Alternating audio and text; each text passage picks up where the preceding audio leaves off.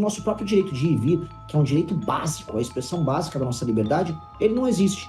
Então, para garantir os direitos básicos, nós precisamos fazer o uso do monopólio da força do Estado. O que é o monopólio da força do Estado? O único que pode usar força bruta contra as pessoas tem que ser o Estado. O senhor fala em segurança pública, né? Em grande parte dos seus discursos, da sua fala, a segurança pública é um item fundamental na concepção do senhor. E o senhor disse também, em uma entrevista, que o senhor adotaria um estado de defesa no Brasil assim que assumisse, né, caso fosse eleito presidente, caso seja eleito presidente. Queria que explicasse melhor, Renan, o que se trata esse estado de defesa, por que ele seria necessário? Eu vou dar um exemplo bem ilustrativo de algo que aconteceu comigo agora em Juiz de Fora, para mostrar como é que o estado de defesa se encaixa na vida das pessoas. Pois bem, o estado de defesa está previsto na Constituição, é um estado que prevê que, quando o país está sob alvo de um ataque, um inimigo interno, de um grave problema, o Estado e as forças de segurança tenham forças e poderes especiais para investigar e prender quem está causando esse problema. Todo mundo sabe no Brasil que a gente tem no mínimo 3 facções criminosas que estão aterrorizando a vida das pessoas. Dezenas de pessoas morrem todos os dias por conta das brigas entre essas facções criminosas. Eles mantêm pessoas num regime de quase escravidão nas favelas e nos bairros mais pobres do Brasil. Todo mundo sabe que isso acontece. E o Estado não dispõe de meios de prender e, se for o caso, eliminar essas figuras que pertencem a essas facções criminosas. O Estado de defesa dá esse instrumento. Então, por exemplo, se um bandido se esconde na casa de uma pessoa, o Estado não precisa de um mandado especial para ir na casa daquela pessoa pegar o bandido que se escondeu durante uma operação policial. O Estado, através das forças policiais, ele pode entrar na casa e pegar o bandido e levar o bandido preso.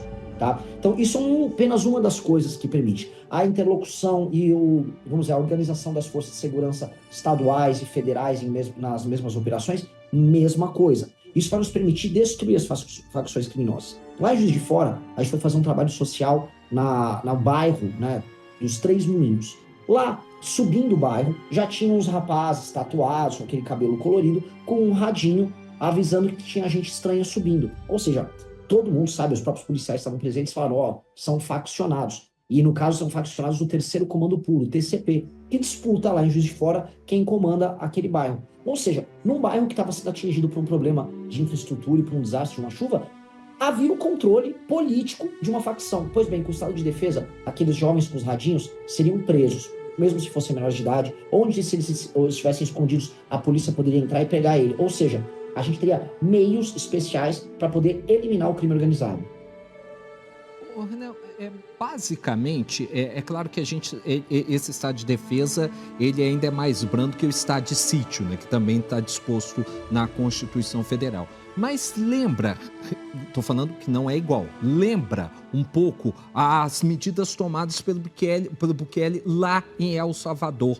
Você também é favorável que o governo atue dessa forma, como foi em El Salvador, para tentar barrar essas organizações criminosas, mesmo com o custo de extinguir direitos fundamentais da população?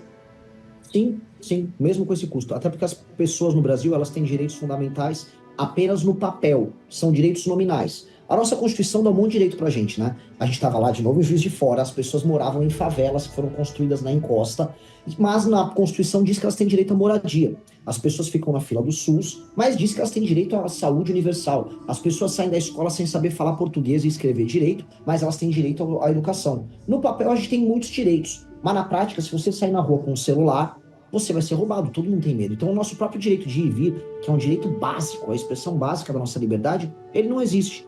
Então, para garantir os direitos básicos, nós precisamos fazer o uso do monopólio da força do Estado. O que é o monopólio da força do Estado? O único que pode usar força bruta contra as pessoas tem que ser o Estado. Não pode ser o Comando Vermelho, nem o PCC.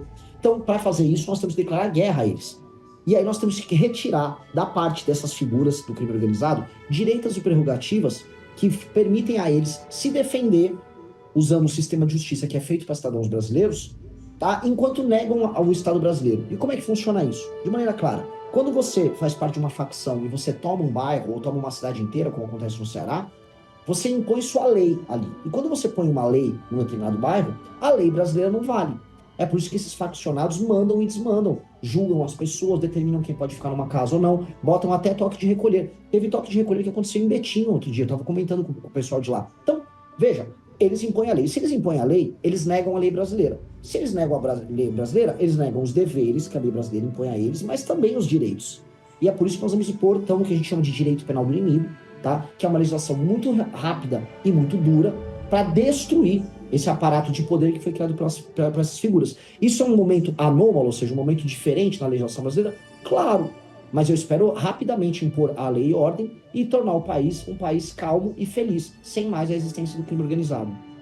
Porque, só para a gente lembrar, a única vez na história republicana que o Brasil foi decretado estado de sítio foi durante o governo de Arthur Bernardes. A gente está falando da década de 1920. Aliás, Arthur Bernardes governou os 4 anos sobre o estado de sítio, né? E foi talvez um dos governos mais desastrosos da história do Brasil. Só para complementar, Adriana, me perdoe, mesmo você falando das questões dos direitos fundamentais, como, e aí de fato, eu estou fazendo uma pergunta aqui na ignorância mesmo, como que vocês vão conseguir garantir que essas pessoas estão diretamente ligadas ao crime organizado? Seja através vai haver uma integração entre Polícia Federal e Polícia dos Estados, Forças Armadas, que tipo de força verdadeiramente que vocês pretendem colocar nas ruas, já que, por exemplo, o controle das forças estaduais estão na mão dos governadores. Se os governadores não derem determinação, não vão. Vocês pretendem utilizar, por exemplo, Força Nacional de Segurança ou até mesmo as Forças Armadas para poder implementar esse estado de defesa? Só uma pequena coisa, eu não peguei o meio da sua pergunta porque estava mudo, mas eu acho que eu entendi a natureza da pergunta. Então eu peguei o começo e o fim da pergunta.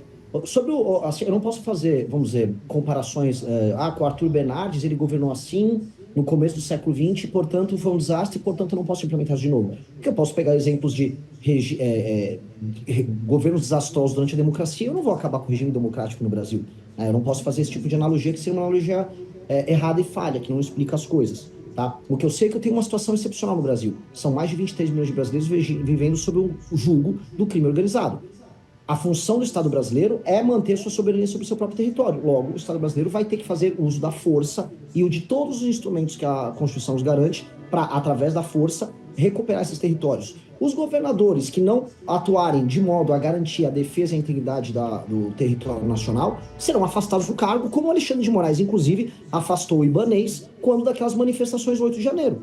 O governador do Distrito Federal, ao menor sinal de que, de alguma maneira, ele não atua em defesa da lei e da ordem junto ao poder federal, ali aos 3 poderes, ele foi afastado numa canetada. Portanto, se um governador, de alguma maneira, colabora com o crime organizado, ele será afastado. No restante do caso, o Estado de Defesa, ele garante, por parte da Presidência da República, a posição de comandante em chefe para a organização das forças de segurança do Estado brasileiro para fazer o melhor uso possível das suas atribuições. E eu tenho certeza que, vencendo uma eleição presidencial, eu vou acumular o poder político necessário, dado que foi vontade da população brasileira andar com esta proposta, para, junto com os governadores brasileiros, atuar em defesa dos direitos fundamentais dos brasileiros, que incluem a liberdade de ir e vir, que hoje não é garantida por conta do crime organizado. Então, sendo muito, muito claro, né, uma vitória política nossa na eleição vai ser praticamente uma vitória plebiscitária. E o que será uma eleição plebiscitária? Se a pessoa votar no candidato do partido de missão, em mim, no pré-candidato, no caso, tem que ser muito cuidadoso. Se a pessoa vota no pré-candidato do partido de missão, ela está votando para ter um estado de defesa e ter uma operação para destruir o crime organizado. Se ela vota no Lula, no Flávio, nos outros, ela não quer, e está tudo bem, faz parte da democracia, ela não quer esse tipo de operação. Comigo ela quer, portanto, é uma eleição plebiscitária e é da vontade do povo, e será programa desse governo tocar isso.